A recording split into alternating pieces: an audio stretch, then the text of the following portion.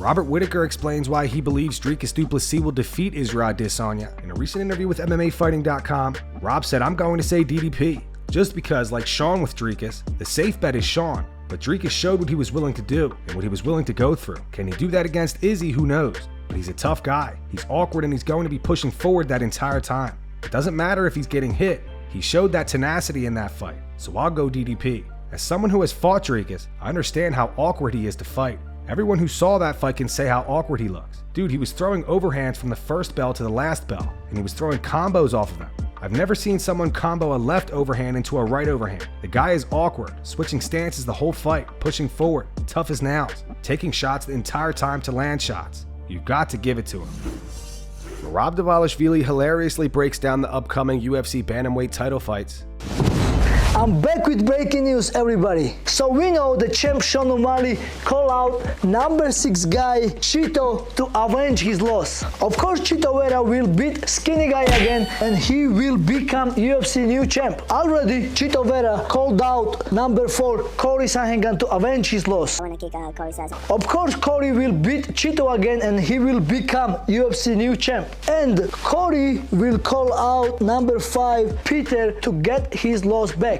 Peter will win against Corey again. And Peter will call number 2 this handsome guy. And of course, this handsome guy will beat Peter again.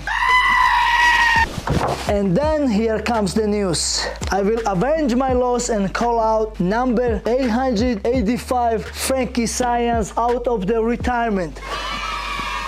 What the is going on, guys? And hey, Henry Cejudo, what are you talking about me? Don't think I forget about you. I'm about to retire Aljamain Sterling's butt plug. His name is not Merab, Merab.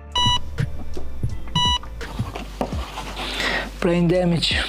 We have a result from hospital. Henry Cejudo has a longer tongue than himself. But no worries. Dr. Merab will fix this problem on February 17. See you there, Henry. I'm coming for you.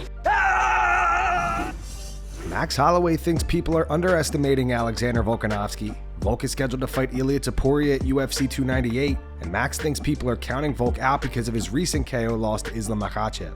Max said as long as Volk has the healthiest training camp, a great training camp, he doesn't get hurt in his training camp, it's hard to bet against Volk, but you never know, it's MMA.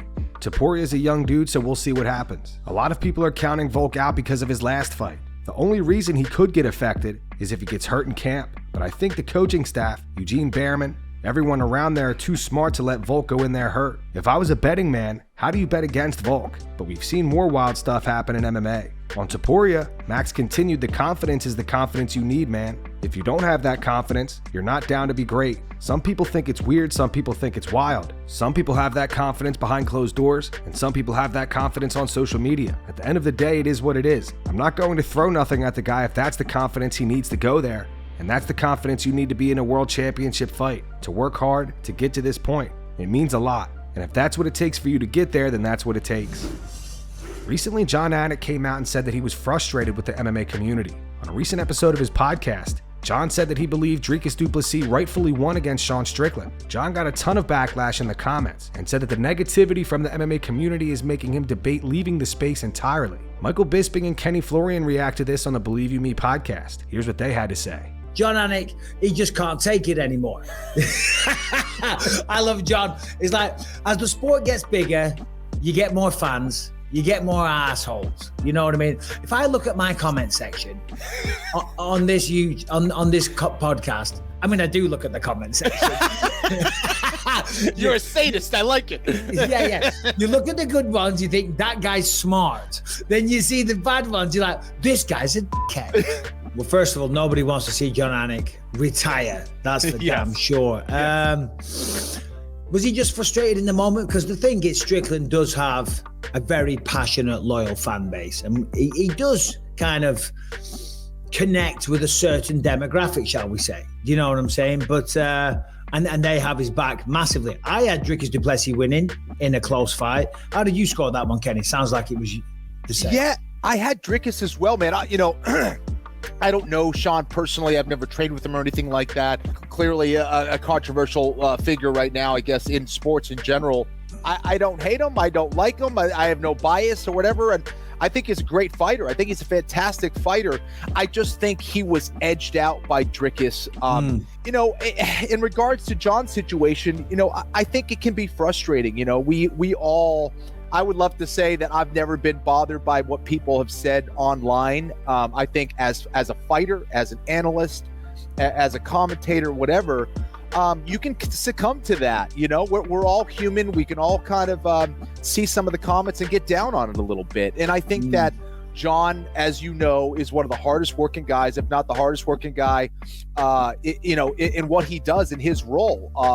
For him to kind of get that criticism, he's like, man, what the heck? You know, like he's not even saying anything that controversial. I think for anyone who really knows the sport, one thing you can agree on is that fight was close.